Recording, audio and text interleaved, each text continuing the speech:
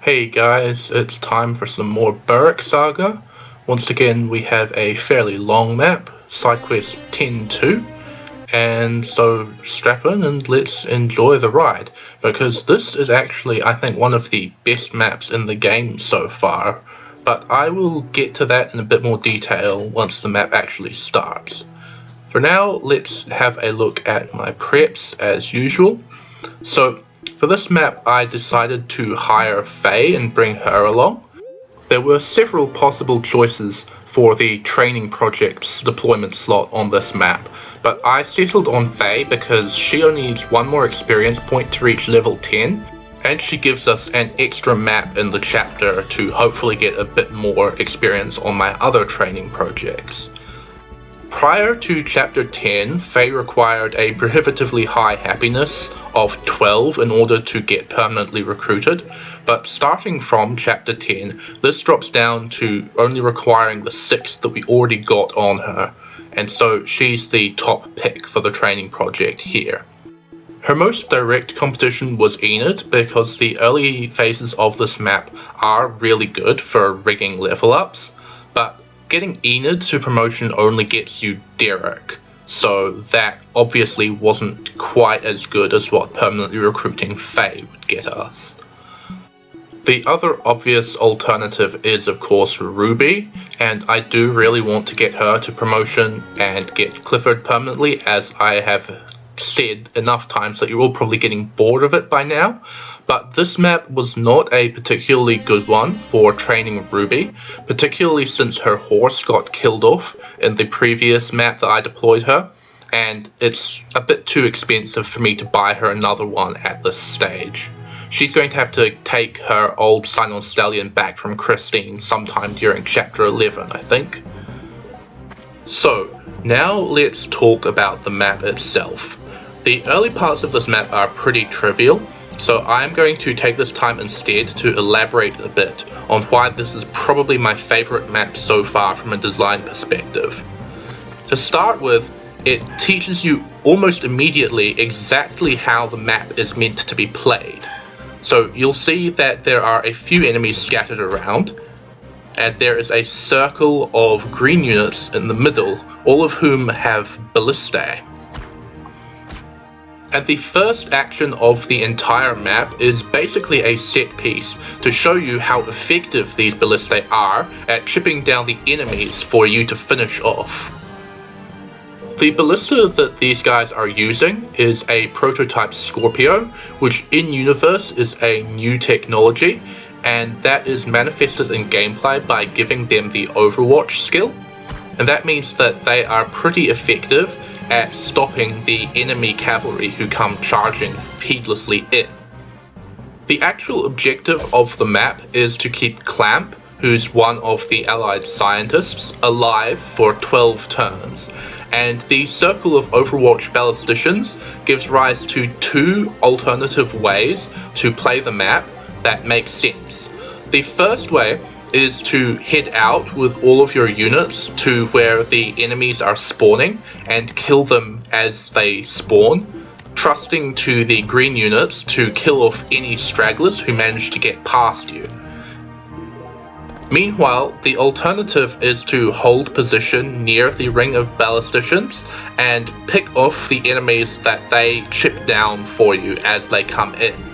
And this is a pretty good demonstration of a concept called push and pull, where taking the higher risk of letting the enemies get in close to the green units means that you get a greater reward in that you tend to get all of the kills on whichever units you feel like giving them to. I should note here that letting the ballisticians die, while it does not have any effect on the objective, if enough do die, the remaining ballisticians actually get lower accuracy and lose their chance to get critical hits. So there's a good reason to try and keep them alive for as long as possible as well. And one final aspect of this map that restricts you from getting a really quick clear by just wiping out the first few enemies as they come in is that there are a couple of bosses who start quite a long way from your starting point and do not move, which means that in order to get this map cleared quickly, you do have to make some sort of push out towards that. And so the strategy that I am going to be taking on this map is largely going to be the more defensive strategy, because I don't particularly have the units to deal with all of these enemies, and I'm going to be needing the help of these ballisticians. But that means that I am also going to have to make some sort of push near the end of the map to deal with those two bosses out in the northwest corner. So I mentioned that this is a defense map, but like all good defense maps, it has an alternative victory condition. Unfortunately for me, in this case, the alternative victory condition is to rout all of the enemies. And that leads us to the main challenge of this map in the context of this run. So, every single generic enemy on this map, including all of the reinforcements, is a bow knight. And that's tricky for me because I have very few units who are able to counterattack bows reliably due to them having 1 to 2 range. In fact, the only 2 units that I have deployed, because they're the only such units that I have reasonably trained, are Percival and Sylvis. And Sylvis is particularly fragile on this map. She takes a lot more damage than I would have hoped, and also she dodges a lot less than I would like. So she is going to be mostly overwatching rather than trying to sit around and counterattack all of the enemies rushing in. Meanwhile, Percival is more reliably able to live a counterattack because of his Arrowbane skill, but his Thunder only 3-hit KOs these enemies, and he's not going to be following up because of how Burrick Saga's combat system works. The end result of all of this is that my ability to kill the enemies relies almost entirely on my own units' actions, as well as some support from the green units. And I think this is another symptom of my lack of long-term planning in this blind run. But at the very least, knowing that the absolute maximum turn count on this map is 12 gives me a benchmark against which to measure my success, and I think I did a fairly good job of it with the resources that I have available to me. So let's get down to it, because there are some aspects of this clear that I am pretty proud of, and one of those is where Percival is going to move on this turn, so take careful note of that. One annoying thing about this map overall is that the green units are capable of missing their Overwatch attacks. It's not particularly likely as long as all of them are alive, but it can happen, and that leads to scares like this, where one of the enemies has gotten in and taken a pot shot. Fortunately for me, he managed to miss here, and so Faye is able to move in and tidy up. But later on in the map, I am not going to have units freely available to wipe out everything that gets through, and that makes it a little bit more of a pain at that point. I have Burrows sitting around using Battle Cry a bit, and this is to increase both his hit rate and his damage in order to hopefully deal with an enemy, which Burrows is generally not the best at doing. But this does demonstrate what I have mentioned previously, that Battlecry is a much better skill when you are able to just sit around and wait for the enemy to come to you. Now, the reason why I moved Percival to where he is on the previous turn is that at the end of that previous turn, a boss appeared on the map. This is Grove, who was also the boss of 9M, but that's a spoiler, so forget I said that. And he is going to come running up to try and kill Percival, which he can do very easily. However, even when he activates Shield Fair, he still takes 1 damage from a hit from the ballisticians, and that means that we can interrupt his movement, preventing him from killing Percival, and allowing Percival to then attack him. In order for Grove to move in, he needs to see a unit within his range, and so this is why we needed to put Percival in danger in this way, despite the fact that we don't want him to die. Percival then pulls out his Dire Thunder because magic is once again the best way to deal with Grove, as we've seen already with some of the really high defense enemies in 10M. This means that Grove is baited out and dealt with as soon as possible, and that means that I don't have to deal with him later on when there are a lot more enemies running around. So now let's talk about the bosses in the upper left corner. Up there is Sophie, who is of course Esteban's girlfriend, and she is the main reason why I deployed Esteban at all. Even though he doesn't have any weapons on him, he's just holding on to some steel arrows for Faramir and Silvus. He is here because he can once again talk to Sophie in order to make her leave the map, and I decided after some testing that this was the best way to go about this, because Sophie once again has her insane defensive skill set that makes her extremely difficult for any of my units to actually defeat in combat. I would have had to drag Sherpa all the way over there again, probably, in order to pull this off, and that would have been extremely risky for him because of how many bow cavaliers there are running around. So instead we deployed Esteban to do the job, and he does it better than any of my combat units ever could. And as a result of this, he actually gets his personal weapon after the end of this map. Meanwhile, the other boss up there is Louvail, Sophie's sister, and she is going to be dealt with by Kramer. Louvail is quite interesting because she cannot be targeted in combat by any of our units. We have to walk all the way up to her and capture her, and that means that she is basically the limiting factor on how quickly this map can be cleared reasonably. Kramer is up there because he has Arrowbane, and he is not just going to go for Louvail. That's an end of the map thing. Instead, he is going to be distracting a large number of reinforcements for a couple of turns so that they don't rush in and overwhelm me at the center of the map. This is to give me some breathing space to safely deal with all of the reinforcements coming in from the left and bottom of the map, because there are an absolute ton of those coming in over the next couple of turns.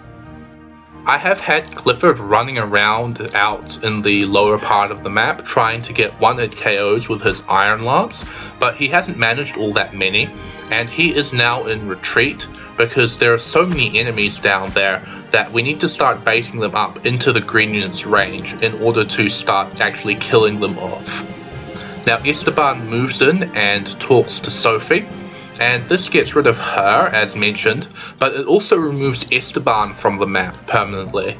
On the one hand, this means he doesn't have to sit around up there and get brutally murdered, but this also means that I am one unit down for the remainder of the map, and it's plausible that an additional combat unit could have sped up this map overall.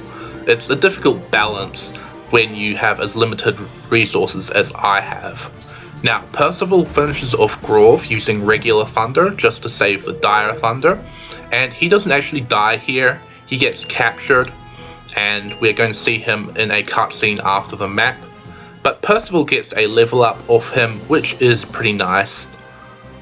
Kramer is doing fairly well at holding up some enemies, although he has gotten whacked about a bit. He has his Levin sword equipped, and this is so that he would be able to counter slice if attacked at one range, and this deters the archers from doing so, which means that he gets a little bit of extra avoid as long as he is on defensive terrain, because bows are more accurate at one range than they are at two range in this game. This also obviously gives him a little bit of extra avoid from having a higher attack speed as well. Now Percival is counterattacking these enemies. The annoying thing about some enemies on this map is that they have vulneraries, and Percival is not able to cleanly one-round them, but his chip does mean that they are liable to be killed by green units. Faye is making use of the Lady Sword because it's really accurate and it has decent crit, and also because her cutlass is on the verge of breaking. In fact, it is guaranteed to break on the next hit she makes with it, so it's pretty useless now. So, at this point in the map, reinforcements are coming in thick and fast from pretty much all directions. these are going to keep coming until turn 7, which is a surprisingly long time, and that means we have a lot of enemies to kill. I have considered this, and I really don't think it's particularly feasible to complete this map before all of the reinforcements spawn in, simply due to how many come in, unless you have a super stacked Aegina or something to kill them with the Pallas Riana or something. So really, this map is all about getting through the reinforcements as quickly as possible after turn 7, and we'll see how that ended up for me eventually. So, one interesting thing about this map is that Clamp, who is the guy who we actually have to defend, is actually the person who informed the Empire that this technology test was going to take place at this place in time, and he actually ends up getting arrested for this in a cutscene after the map. But if you look at it from an objective point of view, what's really happened, because we are so awesome, is that Clamp has essentially lured a battalion of very high level and powerful enemy cavalry into an ambush, and we have just completely destroyed them and prevented the Empire from using them against us in future. So ultimately, I think what Clamp did is a net benefit to the Varian Kingdom and a detriment to the Razites, rather than the other way round as you might expect. And I think that's just a kind of funny thing in terms of the story. A particularly irritating enemy is about to run up to Sylvis, because he has counter, and that means that Sylvis's Overwatch is not enough to stop him from attacking her. But fortunately, she chooses to be awesome and dodges, and that essentially turns this combat round into a regular Fire Emblem one, where she is able to make a follow-up attack and finish him off. And that just shows the slight weakness of counter, that if you fail to hit your counter, you might have actually made it worse for yourself. So I'm very glad that Sylvis dodged there, because that's an extra kill under her belt. And to be fair, she's been doing an excellent job plugging some of the Overwatch gaps in the ballistician's lines. Now, the right hand side of this map, you may notice I've pretty much only had Faye over there, and even then she hasn't been doing all that much.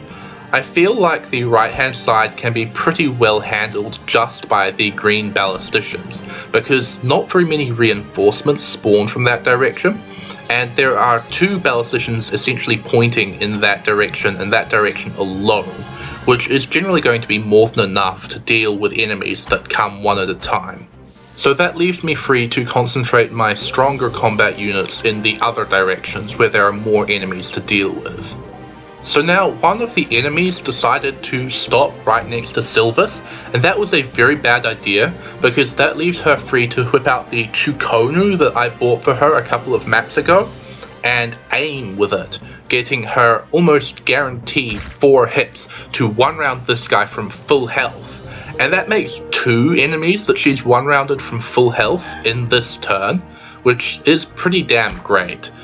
So I think Sylvis is actually a pretty solid unit overall, because she has numerous tricks that she can pull out, and I'm desperately looking forward to finally having her permanently recruited. Faye comes in and gets an extremely unnecessary critical hit to finish off an enemy Bow Knight. The reason I did this is mostly for Faye's self-improvement, but this also means that the green ballisticians who are pointing in that direction are both able to get their Overwatches back up, rather than spending a turn doing the finishing off. Burrows is now turning his ballista to the north in order to prepare for the large group coming in from that direction. And this, I feel, is one of the more irritating parts of using a ballistician in these games, that he doesn't have a full angle of attack at any point. Instead, he has to waste a full action that he could be spending on battle cry instead.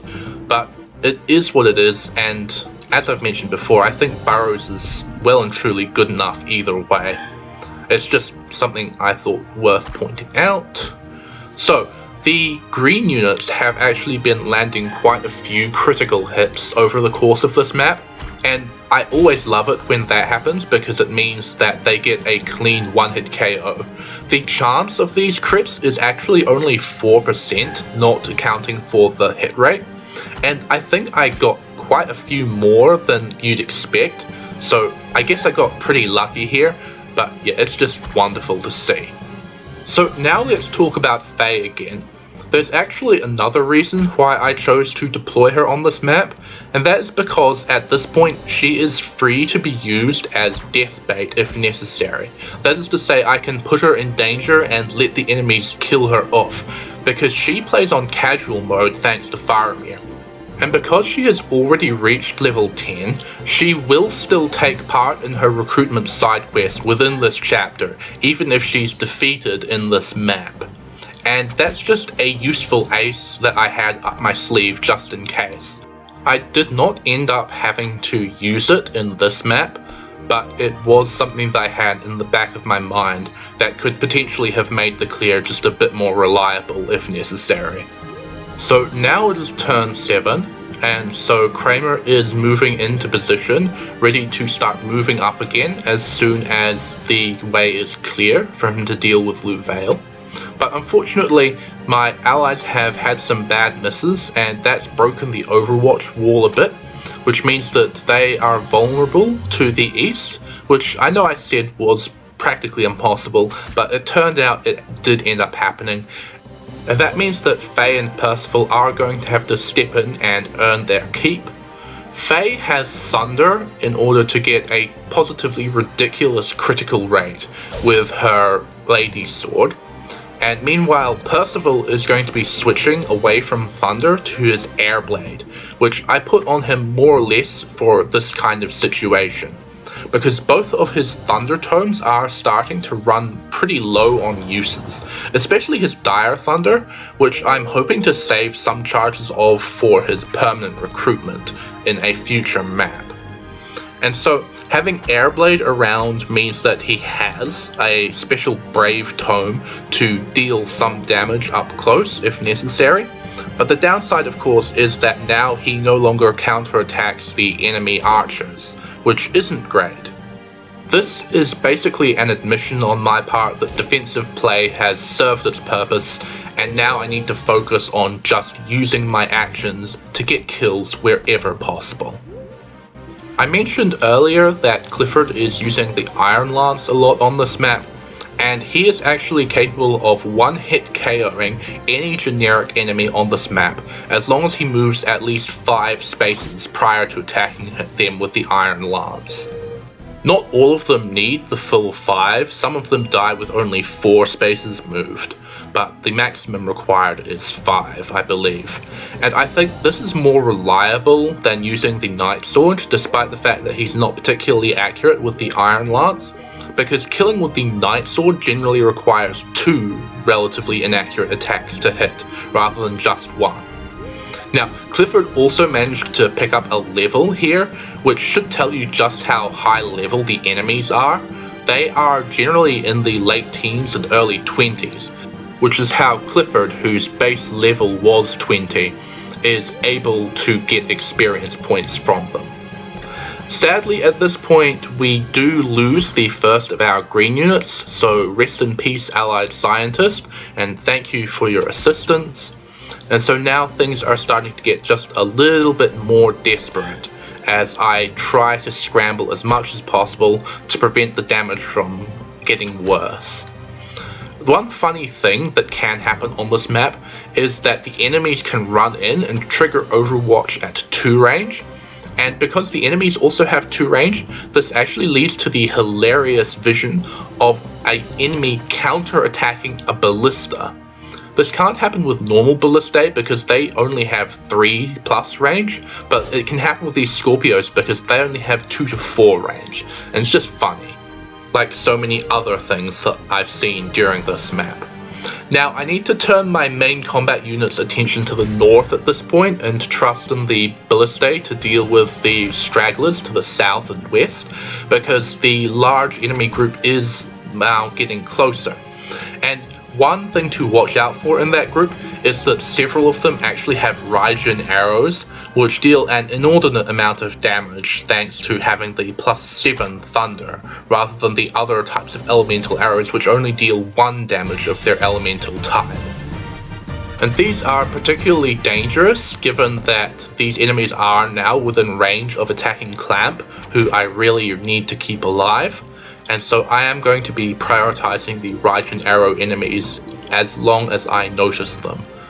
Now, I need to praise Faye a bit more because she is coming in extremely handy thanks to her depth skill, allowing her to one-round KO these enemies relatively reliably, because she has an incredible 19 speed at this point, and that means that she has a pretty decent adept proc rate.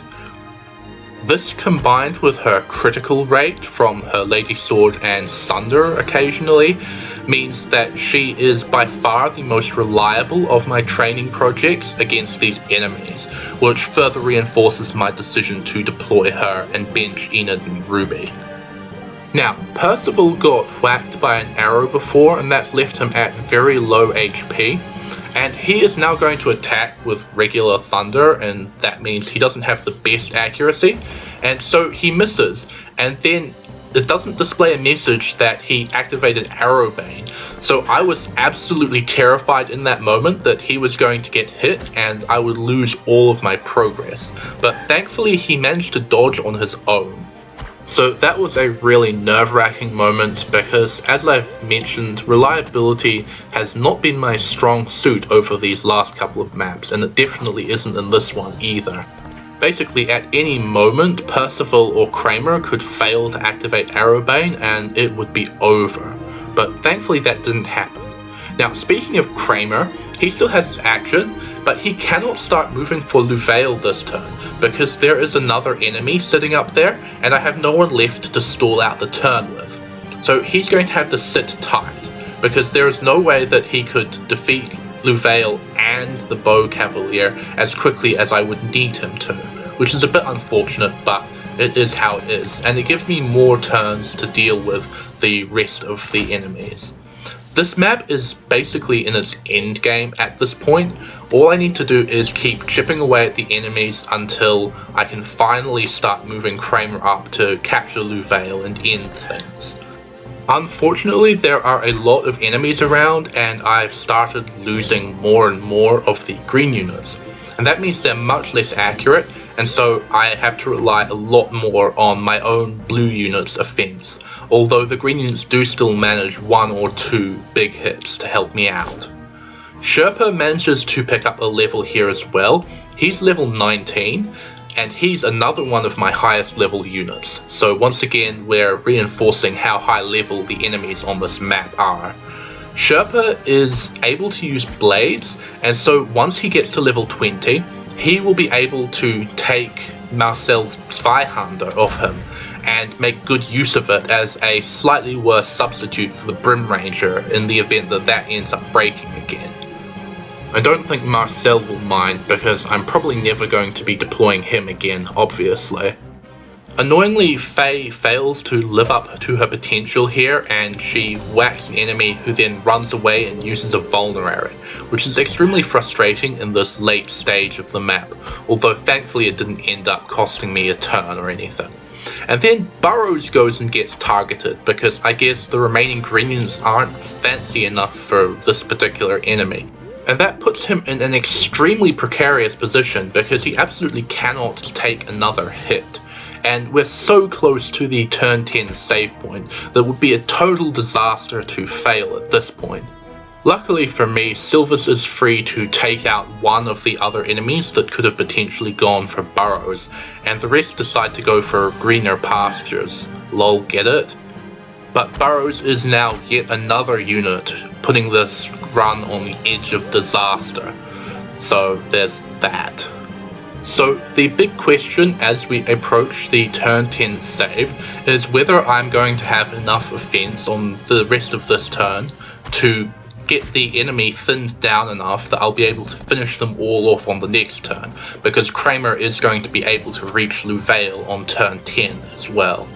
And the answer to that obviously turned out to be yes, thanks to some lucky hits from Burrows and of course Percival dealing with one of these enemies with his air blade.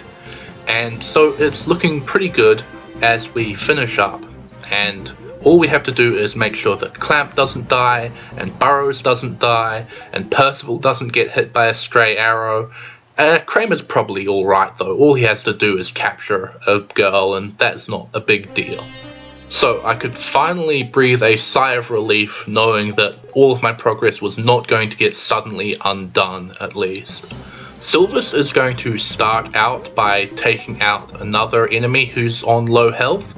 She actually managed to go this entire map without moving a single hex away from her starting position, which is magnificent, and just goes to show the power of her skill set for a defense map such as this.